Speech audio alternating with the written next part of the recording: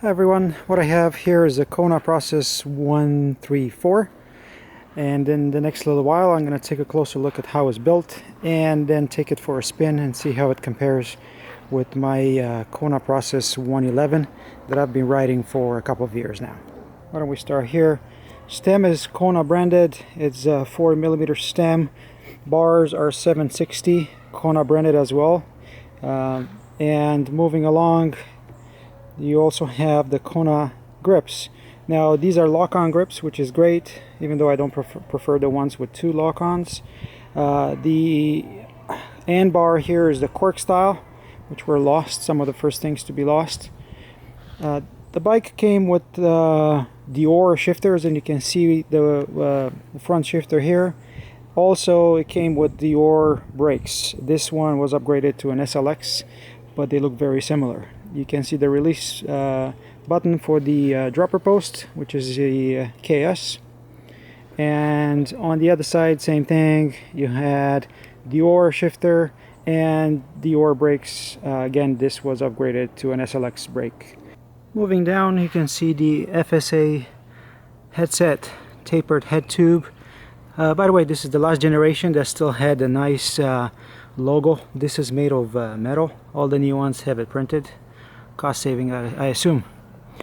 And looking down, you have the Sektor silver TK 140mm fork. Obviously you don't get this mudguard to come with it. Has a lockout, you can see it here, see the lockout knob. Now lockout would be in that position, fully open, would be like that. There's no clicks here, so if you want to reproduce a setting that you like, you will have to eyeball it, I guess. The light gray seals that this comes with, they don't seem to last that long. This bike is almost a year old, and it already shows some cracks. If you look carefully, very carefully here, probably don't see it. Again, you can see exactly what they are. TK silver 27.5, and of course made by RockShox. Moving down, you get the idea of the rebound, how you can make it slower or faster. Cost saving measures here, I guess they use this little, like a plastic knob. Usually this is a nice aluminum one, usually red. Well, it's not here, however this does the same thing. On the other leg you have the dust cap for the air chamber, and moving down you can see it here, 140mm travel, solo air spring, and then further down you get an idea of the recommended pressures. As usually they're kind of high as coming from RockShox, so play with it to get your 25% sag. Bike comes with Deore brakes. You can see here it's just an SLX caliper. Deore caliper looks very similar. These are SLX centerlock discs, which is 160 in the back, 180 up front. And again, this came with a Deore brake. You have 50mm through bolt here up front, and you have 142 by 12, you see it here in the back. Frame 68 degrees head angle, and moving down you get to the rear shock. Rear shock, it's 134mm is what gives the name of the bike, as you probably know. So 140 front, 134 in the rear. Now this is the R version of the Monarch, and the only difference between this and the RL would be that you don't have that lockout lever that would be right here on top of your rebound adjustment. This is the air cap for adjusting the pressure in the shock. Shock works just fine, not a lot of pedal bob, which I liked. Continue on. All Kona Process bikes have this little sticker here that will give you more information about the bike. Not only about the bike, but down here you have information about the bearings used in all these pivots, and a tiny bit about the geometry. You can see there that this is a medium frame. What you don't have on this sticker is the information about the torque needed to install these pivots, but it's right here on the screen.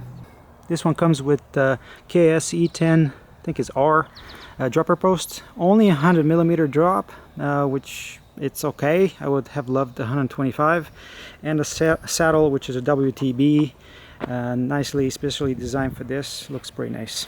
One thing that I noticed about this dropper post, first of all, is not internally routed, even though the bike has the cap here. So you can internally route the dropper post on this bike, but this one is not. The other thing is I found it kind of hard to push it down, so harder than my KS Lev Integra, which I have on my 111. Which brings me further back.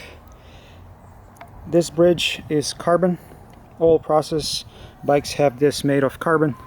And you come back to the chainstays, which are fairly short, the new design, remember.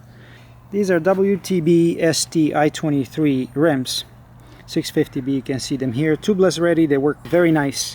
Now these wheels built around the Deore hubs are not light. They probably weight about 2100 grams.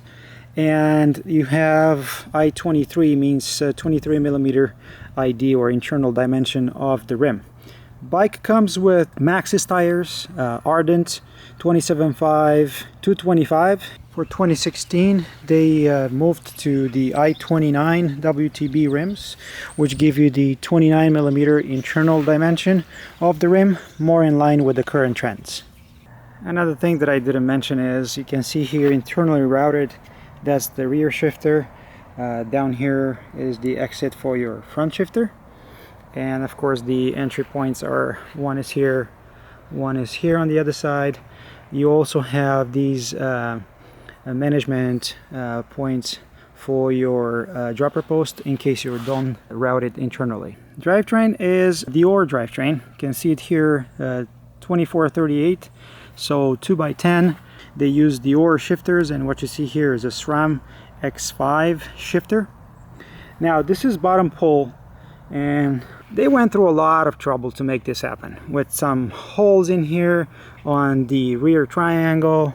I think all the frames for the process were designed with 1x10 in mind. The other thing you might be barely seeing here is behind this you have ISCG 5 posts for chain guides or bash guards. You can see that the bike was built in Taiwan. Bottom bracket here is a Press Fit Shimano BB92, and you can see that the bottle cage is here under the down tube, as there is not enough room here in the front triangle. Chain is a KMC X10, so just a regular 10-speed chain. Again, this is a 2438 Deore, and I believe the crank arms are 170 millimeter long. As usual, you don't get pedals. These are nice trusty Shimano Saint. Rear shifter is an XT, and you can see here it has a clutch, so it's the latest generation clutch, which is a good thing. They cheapened out again on the cassette.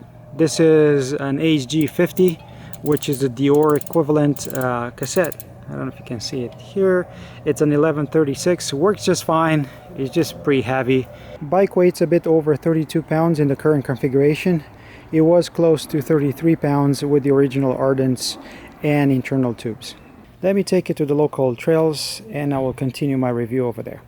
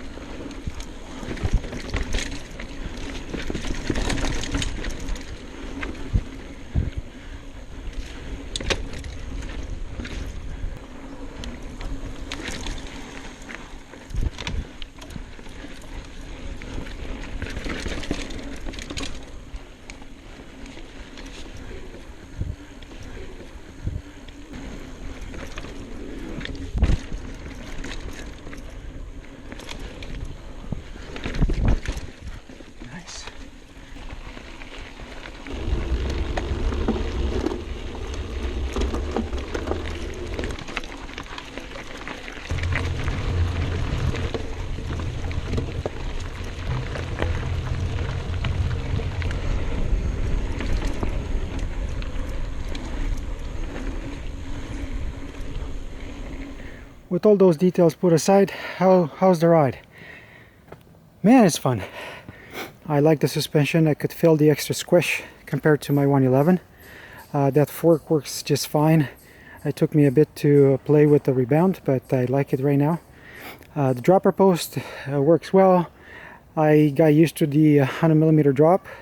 I don't have a locking position for the shock, but the pedal bob is not bad. It's pretty efficient climber, and it's very flickable. I was turning too hard being used to my 29er. This 27.5 is turning easier and is definitely a bit more flickable than my 111. So really like the bike. It's very capable even in this entry-level trim, and I hope you guys like this mini review. Have any questions, let me know below. Don't forget to like this video and subscribe to my channel, and I will see you all on the trails. Cheers!